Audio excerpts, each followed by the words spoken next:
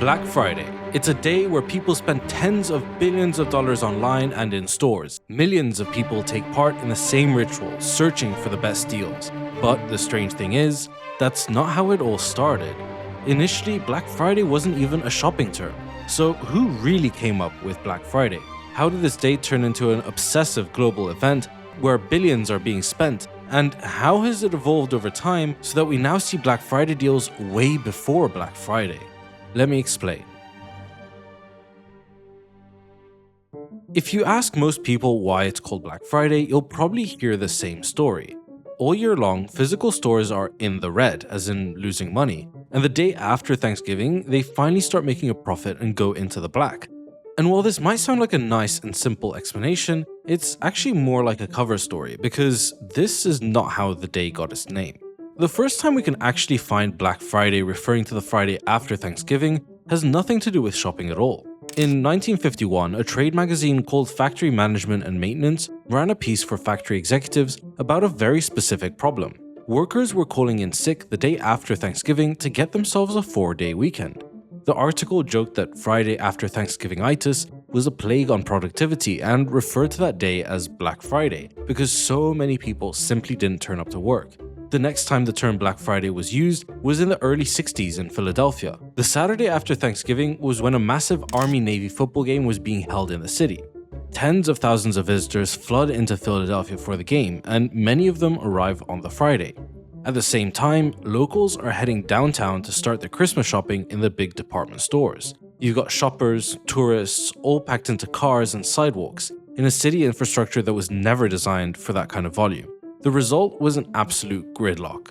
Police had to work long overtime shifts to manage the traffic and crowds. Minor accidents and incidents understandably piled up, and for the cops stuck in the middle of it, this was not a holiday. It was the worst workday of the year. So they started calling it what it felt like to them, Black Friday. The issue is, the downtown merchants were worried the name was scaring shoppers away, and they actually tried to fix it. They tried to launch a mini campaign to rebrand the days as Big Friday and Big Saturday to make things sound more festive instead of disastrous, but it failed completely. Black Friday was just too catchy and it stuck. By the mid-70s, even the New York Times was using Black Friday in articles about Philadelphia, describing it as the city's busiest shopping and traffic day of the year. From there, the term slowly spread to the rest of the country. Only after the name became impossible to kill did retailers finally change tactics. Instead of fighting the name Black Friday, they decided to take advantage of it and rewrite what it meant. After all, the day itself is a perfect opportunity for businesses to turn it into a shopping day. Most people were off work, families were together, often near shopping centers, and Christmas was close enough that people felt like they were Christmas shopping if they went out and bought something. And so, in the 1980s, businesses began pushing the story I mentioned in the beginning, that this was the day stores went from writing their finances in red ink to black ink, from loss to profit, as a way to give a positive spin to the name. Stores began opening earlier than usual on that Friday, advertising limited-time special deals. Over time, this morphed into the modern idea of Black Friday as an event, with special TV ads, selling it as the one shopping day you absolutely cannot miss. The real change, though, was with the doorbuster deal. Instead of just putting everything slightly on sale, the big chains started picking a few headline products, usually TVs, laptops, consoles, or popular gadgets, and slashing the price to a level that looked ridiculous. Think of something advertised at $200 that would normally sell for $500 or more.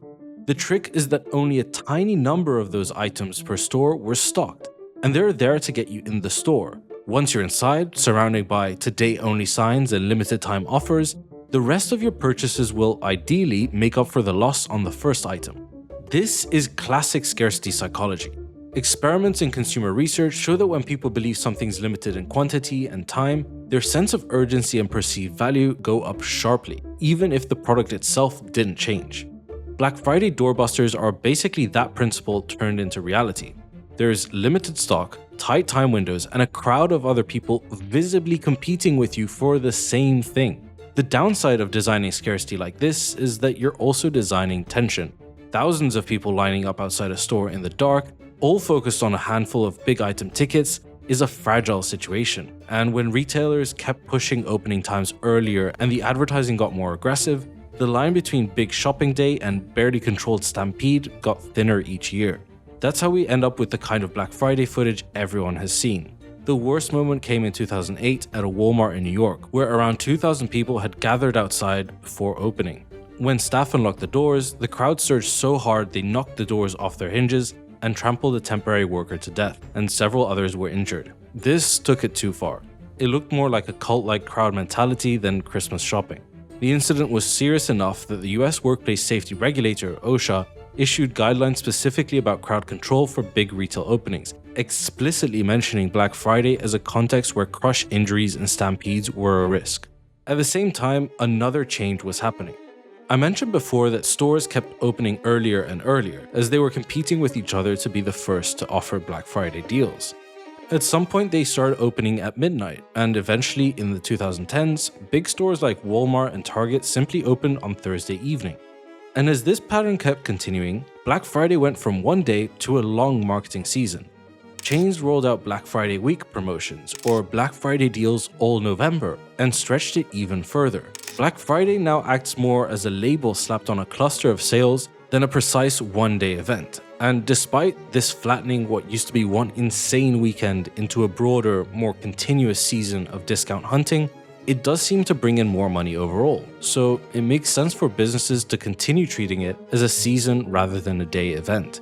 And talking about the elongation of the season, right after Black Friday, another discount day comes around, Cyber Monday. Cyber Monday was coined in 2005 by people inside the retail industry. Ellen Davis and Scott Silverman of the National Retail Federation looked at online data and noticed a recurring pattern. The Monday after Thanksgiving tended to be one of the biggest days of the year for e-commerce. The theory was that people were going back to work after the long weekend, sitting down at computers with much faster internet than they had at home at the time, or that they were not able to finish their shopping over the weekend. They named it Cyber Monday and framed it as a new kind of online shopping holiday. That was enough to turn a quiet pattern in the data into a staple of the Thanksgiving shopping week. But there's one more twist that makes the modern version of Black Friday even more interesting. A lot of the deals aren't actually special. Consumer group Which in the UK tracked hundreds of products across a full year and found that 9 in 10 Black Friday offers were either the same price or cheaper at some other point throughout the year. In another analysis, they found that only 2% of products were genuinely at their lowest price on Black Friday itself. Regulators and consumer watchdogs in multiple countries have flagged tactics like briefly raising prices before November to make discounts look bigger, or showing misleading recommended price labels tied to prices a product almost never actually sold for. So on paper, it looks like the biggest discount day of the year, but in practice, a lot of the value is psychological. The feeling that you are getting a deal, the ritual of checking out, the rush of not missing out, even if the same item was at that same price in March and nobody cared.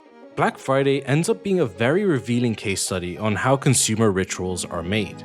Not by a single genius idea, not by some master plan in a boardroom, but by a bunch of different systems all nudging in the same direction over time. No one set out to create a quasi-religious shopping holiday, but once the behavior existed and the incentives lined up, the structure built itself around it. And that's what makes Black Friday so interesting. It shows how easy it is for a random inconvenience to become a tradition, and then for that tradition to be something people defend even when it doesn't always make rational sense for them.